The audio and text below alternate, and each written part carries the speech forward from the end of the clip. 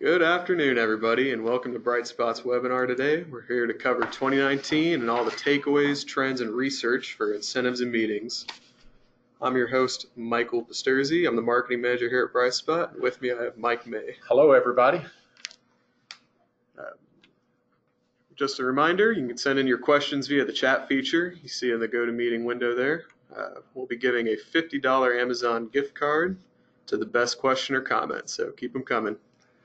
Michael, you're usually the one administering this drawing and deciding who has the best comment or question, but are you going to host and do the drawing today? Today I'm just on the mic, so with us we have our webinar director, Rigo. He'll be picking the best question or comment. So subjective, but hey, anybody can win. Yeah. All right, so we have compiled the very best 10 research tidbits or trends, takeaways from primarily those first two logos, the IRF and SITE. I am on the, I guess for about 2 more weeks, I'm the 2019 chairman of the Incentive Research Foundation. If you don't follow the IRF, I suggest that you subscribe at theirf.org. You'll get a monthly email of each research study that the IRF puts out. SITE does some great study, but also we've got some other sources that we've listed on the bottom of the slide. STR is a research group that monitors the hotel industry rates. There's 2 really good studies that Amex Meetings and Events and CWT Meetings and Events put out. So we got a couple things from that, as well as monitoring what we see in both Incentive Magazine and Successful Meetings. So Michael and I and our team of the think tank have pulled together the best of the best. And we've really got 3 topics today, or 3 lanes that we're going to cover. First, we're going to cover meetings. Second, incentive travel. And third, sales incentives, which would be channel sales incentives or employee sales incentives. Yeah, so let's jump right into it. So first one up, we got hotel rates keep rising. So Mike, if you want to tell us a little bit about what you mean by that. Yeah, this slide is fascinating. So this is from that group that we called, that we mentioned, STR. And every night they get a feed from, I believe, every hotel in North America, and they compile that. But this is what a 20-year trend that we see here of what rates are. And if we continue this gray line of what is a 5% growth in a stat that's called RevPAR, which stands for revenue per available room, you can see that for about 2011 to 2015, 2016, we were above that 5% line. We dipped a little bit below, but for the last several years, we've been averaging 3 to 5, depending on what study you see this year. I've seen studies saying that 2019 rates have risen anywhere from 1 to 3%. But what happens is it just keeps growing. And I think many corporate decision makers, CFOs, we try to hold the line on expenses, but if you're trying to hold the line on meeting costs, that's going to be a mistake. So we share this as a proof point of growth in rising rates that you could use as a takeaway to share. This is just covering the hotel rates. It doesn't cover F&B rates, which have also been growing. So hopefully this gives everybody a justification to support requests for more budgets. We also included this slide from STR that shows where some of the values are around the world. We're here at Bright Spot, we're doing more and more global meetings, and that could tap in to some of these other areas. But if you're keeping a meeting in North America, this slide may not help that much, but it does kind of show where rates are growing the most and where there's some softness in the market. Yeah, interesting. Maybe some international opportunities on the horizon. Yes, sir. So, all right. Well, what is the matchmaking dilemma exactly? Yeah, so, I told a story that, for Bright Spot as a third-party meeting planning and site selection company, that at times I feel like we're a matchmaker, trying to matchmake a corporate need, corporate demand for an event with the right hotel. And you're trying to make that love connection between a hotel and a corporate client. But the dilemma that we see is, as we stand here in Q4 of 2019, that most of the lead times have grown to where for larger meetings or for incentive travel, we're recommending that our clients are sourcing 12 to 18 months out because there's been a growth in leisure travel, a growth in business transient travel, a growth in group events, and that growth has gone faster than new development. So it's created more demand than supply. So we're recommending again 12 to 18 months out to try to source that hotel. But here's where the dilemma comes in. This image represents corporate decision making, and corporate decisions are often slow, particularly public companies. Public companies live on a quarter-to-quarter mindset. So in a public company environment, they're really thinking about, hey, what do I need to do to wrap up Q4, get Q1 off to a fast start? To try to get somebody to make a decision for Q1 2021, when that's even outside of the next budget cycle, is incredibly difficult. But we continue to recommend that that sourcing starts earlier. Otherwise, you're going to get to a point where your date availability is less, or the rates are going to go up on you. Yep. Seems like earlier you start planning, the better in pretty much any case. So. Yeah. Business rule for anything. Yeah. Attendee experiences. So what kind of attendee experiences can we look for in 2020 after we've researched all of our 2019 findings? So about a decade ago or more, there was a book written called The Experience Economy. And it feels like this is a trend that we keep seeing every year. So we've actually kind of highlighted a few of them here from watching all of our industry readings, what we're seeing here.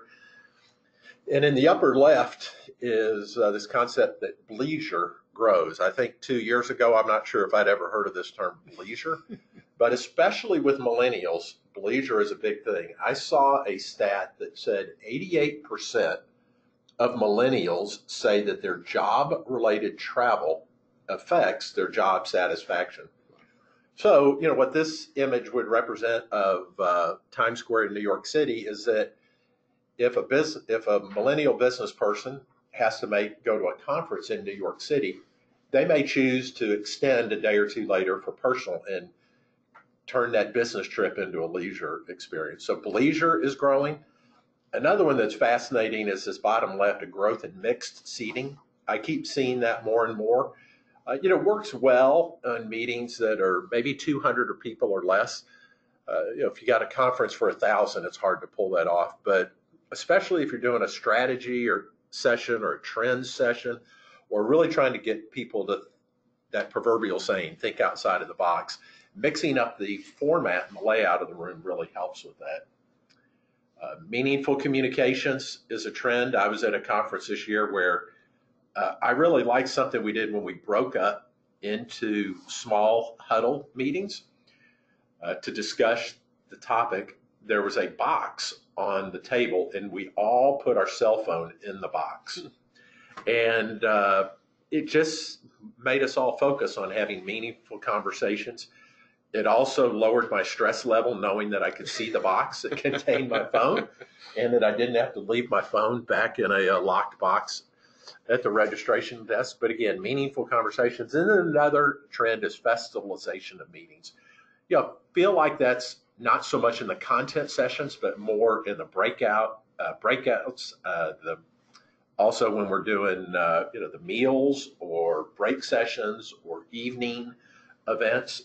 And then one more little graphic here that just fascinated me that I read in here in the last quarter of the year is that when planners were surveyed, they said they were spending 46% of their time on logistical planning, but 54% on experience, which watching our planners here and knowing how much goes into the logistics, I found that fascinating, that emphasis on experience. Makes sense, but it was eye-opening to me to see that the scale had tipped more towards experience. Yeah, absolutely. And so speaking about experience, I have some food and beverage trends and wellness related topics coming for you. So what we're definitely seeing is the rise of alternative diets becoming the new norm. I think we can all attest to people we know in the office or friends that are on either low carb diets or gluten-free diets, or even the classic vegetarian vegan dieters. So look for more menus in 2020 to accommodate more people with those diets. We also see that the farm to table movement is going strong. We have a lot of attendees focused on sustainability and the importance of locally sourced food. We also have the Instagrammable food. More and more attendees also want to see their food in a pretty display. They want to have the shared experience be something that they want to brag about to their friends when they get back.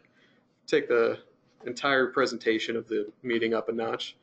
And then another really interesting trend we're seeing is the rise of Levantine cuisine, which is, and I had to look this up because I didn't know what Levantine cuisine was, but this is from Israel, Jordan, Lebanon, Cyprus, that surrounding Mediterranean area.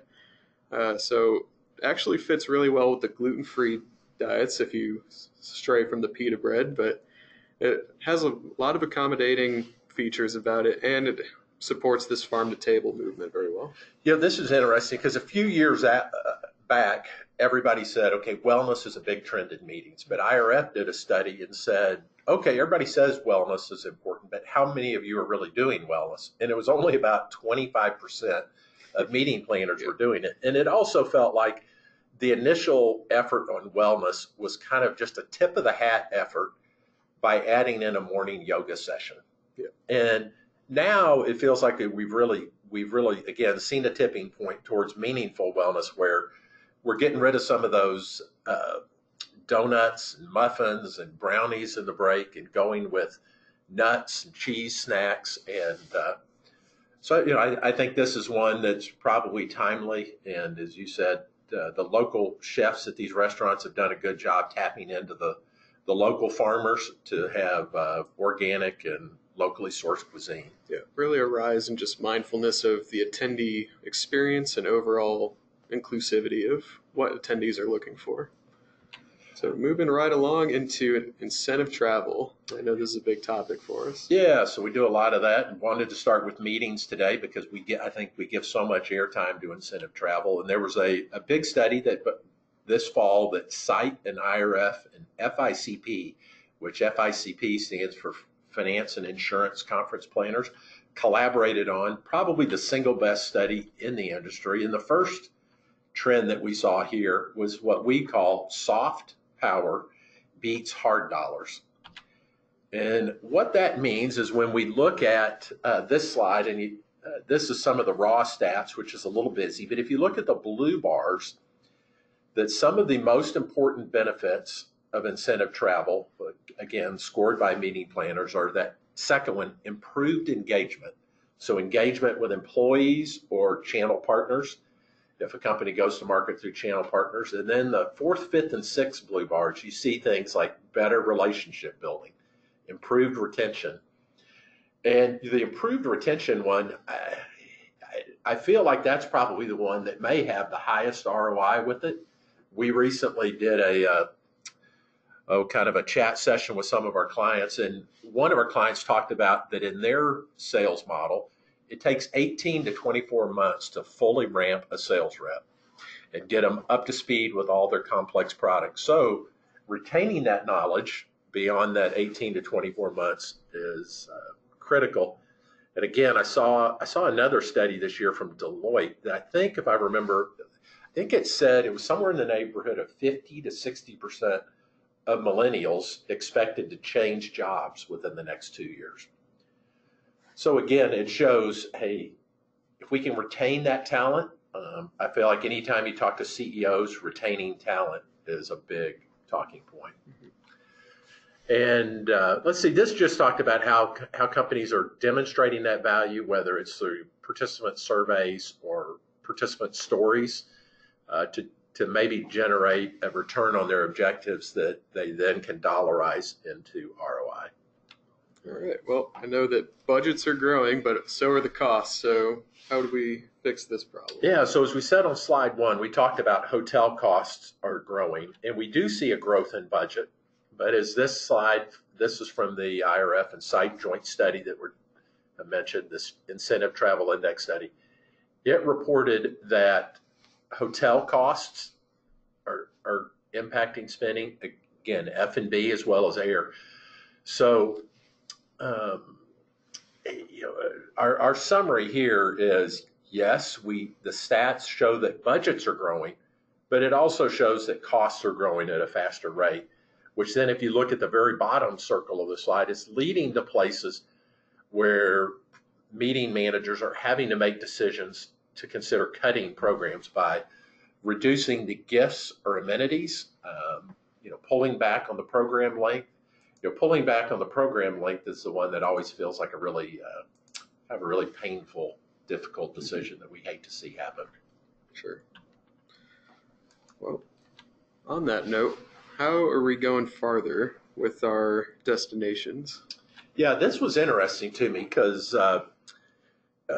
if I go all the way back to 2010, the incentive travel market really pulled back. There was a real pullback from going off the continental U.S. or outside of Mexico, Caribbean, and going afar. And even when the economy recovered, there was a period that airfares were high, and so that was dampening demand to go further. So it felt like this really took a longer time, but what we're seeing now very definitely is that our clients are going farther. And when you look at the four areas that Michael and I highlighted in yellow, and the reason we highlighted those in yellow is when you look over to the far right, the length of the green bar, that's where planners said they plan to use these more frequently.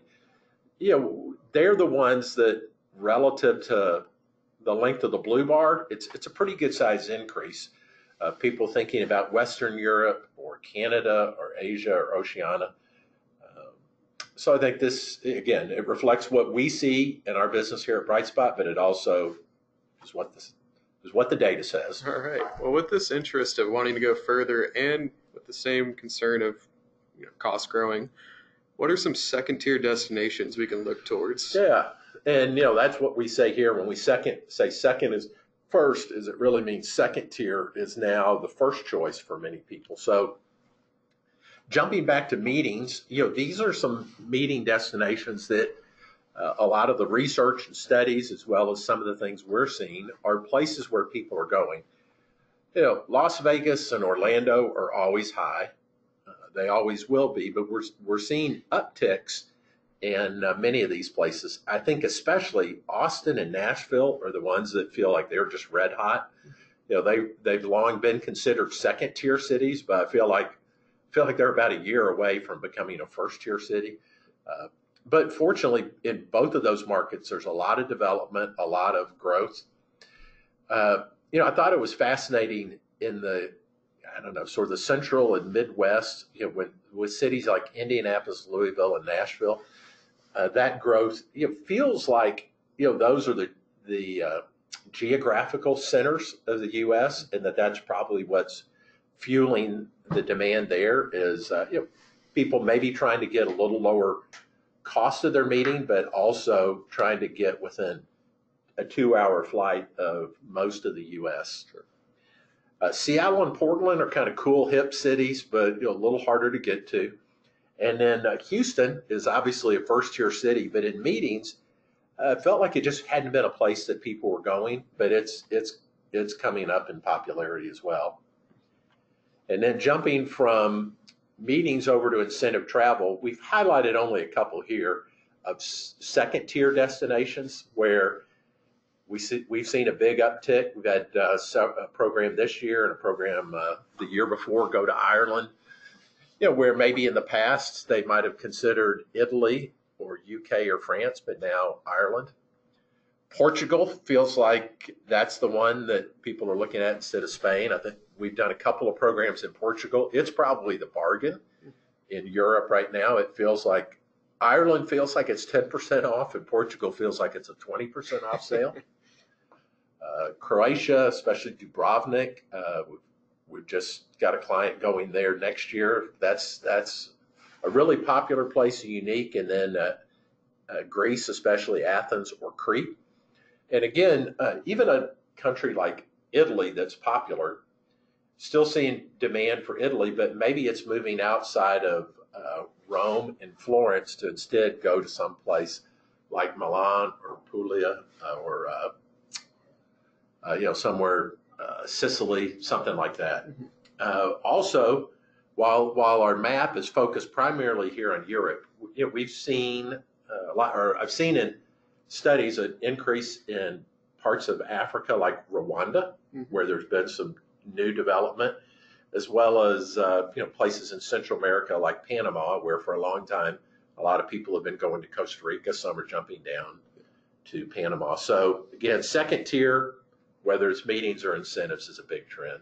Excellent. Yeah. Hopefully we'll start seeing a lot more programs go that way, get a little outside the box with their budget and their destination. And, by the way, I think some of it is cost, where second tier is a little cheaper than first tier, but also there's the belief that the corporate attendees have already gone to the first tier destination. So let's take them somewhere that they haven't been to. Yeah, definitely a bucket list element there. So moving away from travel and meetings and going into sales incentives and channel programs, what kind of trends we got? So I see we have reach versus exclusivity. Could you jump into that a little bit? Yeah, those are terms that need some definition. So exclusivity is probably a little easier. So that's, if we look at the total population, it's recognition of the top employees.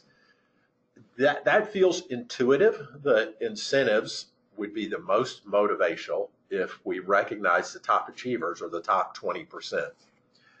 But a study from IRF called the Top Performer Study, that was originally released in 2017 and updated with vertical studies in 2019, said in the case of all those studies that reach would drive greater ROI than exclusivity, and that reach was more important. So that means rewarding wider levels within the company, varying those recognition levels with things like tiers. And as an example, what that may look like is that exclusivity would be rewarding the top 10% with the trip to Maui. But reach would be adding in second tier award-winning opportunities with things like merchandise and gift cards. For a long time, Michael, there's been a saying in our industry, move the middle. I think this lines up with that. It is just interesting in this top performer study, which looked at top performing companies in the US and found that a success factor for that company was when their incentive programs emphasized reach over exclusivity. So from an intellectual standpoint, this was probably my number one favorite finding of the whole year, because I think it's just a little counterintuitive, because I said earlier, I think we'd intuitively expect to reward top achievers, but to focus on the whole audience being a success factor is fascinating. Well, we know it's a delicate balance between rewarding those that you want to keep that are top performers and pushing those in the middle to achieve new heights. So with that, what are some tips on keeping it simple overall? Yeah, I feel like this is so important, because in the world we live in today, where we just get barraged with 200 plus emails a day, and there's multiple media messages. You even think about commercials now. I remember 60-second commercials. I got a little bit of gray hair.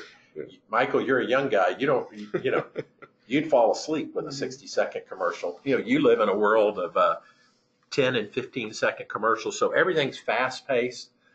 And I think with that media mania attack that's coming at us, our audiences crave simplicity, to give them simple program rules and simple metrics. And again, the Top Performer study identified those as differentiators that drove success when companies could keep it simple. KISS, as they say. Yeah.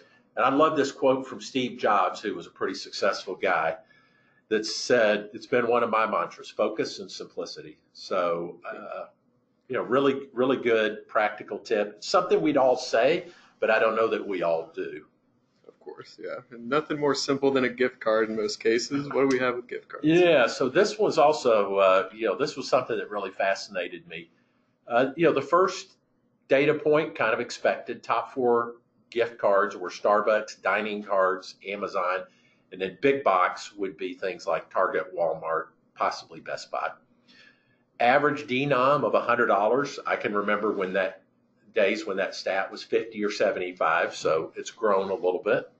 But this next one is the one that really amazed me. It said that 69% of corporate America will have a buyer drive to their neighborhood Safeway, CVS, Walgreens, and pick up gift cards. Wow. But this image, I kind of picture somebody taking their valuable corporate time, going, waiting in line, and this is probably Black Friday, so it's an extreme image. But I imagine, what if somebody needed to go get 20 $50 or $100 cards, and they went to someplace? Well, what's the likelihood that they can source all those with one stop? Yeah. So what I see is when corporate America is buying cards at retail, first, it's a tremendous internal control weakness.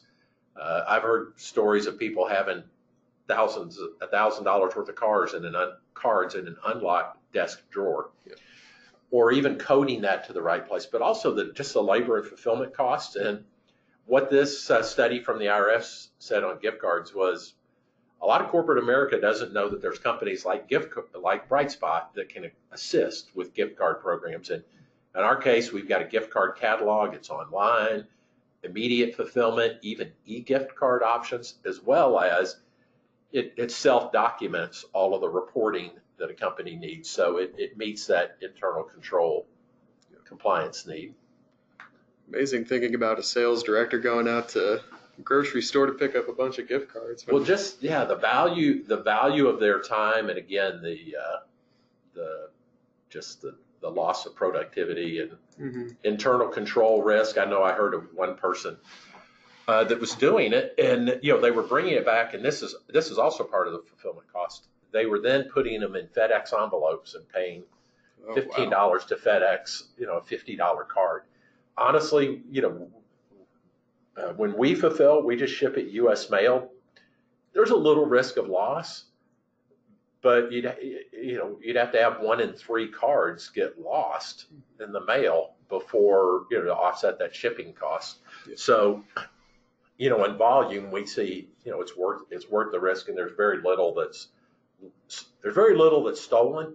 There's probably more that's inadvertently thrown in the trash can, believing it's junk mail. So hopefully the rise of e-gift cards helps cut into that a little bit more as well. So I think we'll move right along. We got a few minutes left. We got the Q&A section here. So if you want to send in your questions and comments. Yeah, let's see. And Michael, while we're doing that, we'll remind people we've got the drawing and where they can do that. And let's see. First question, related to gift cards, are you seeing a large migration to merchandising? Do you have a couple examples of improved ROI? Yeah, that's interesting. So first of all, the places we see merchandise being most prevalent are, first of all, in global programs.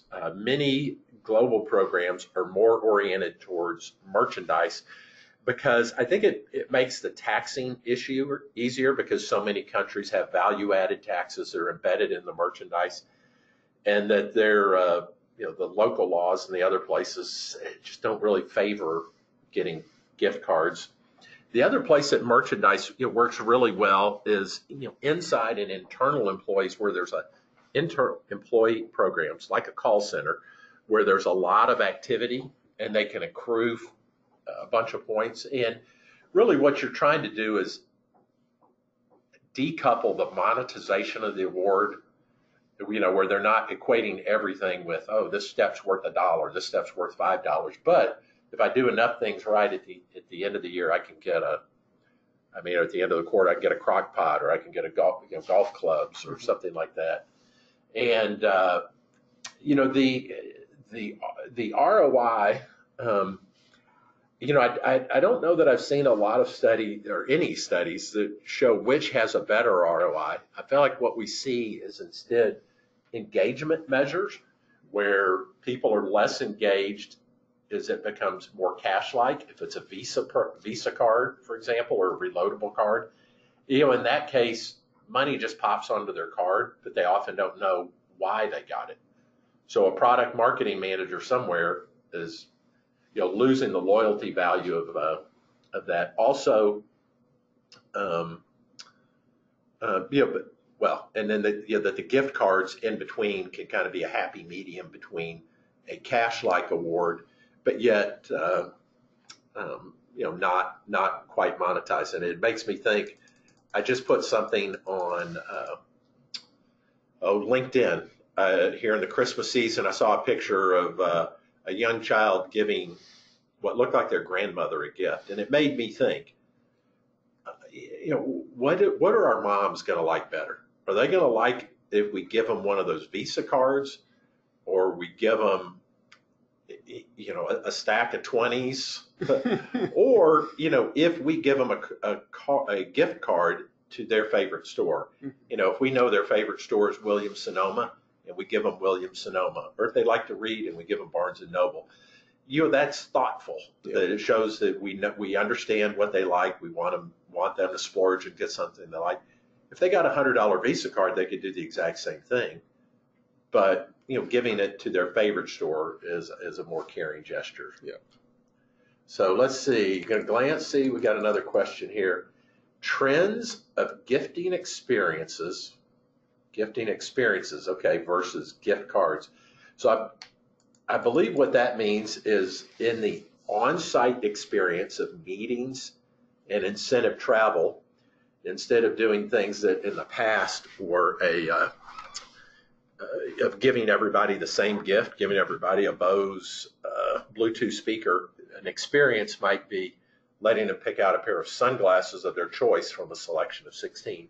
So we're definitely seeing a growth in those gifting experiences. It feels like that's the 2.0 of what had been room gifts or pillow gifts, where everybody was dropped the same gift in the room. I think now the level 3.0 is if we can personalize those gifts even more, whether it's giving them choice.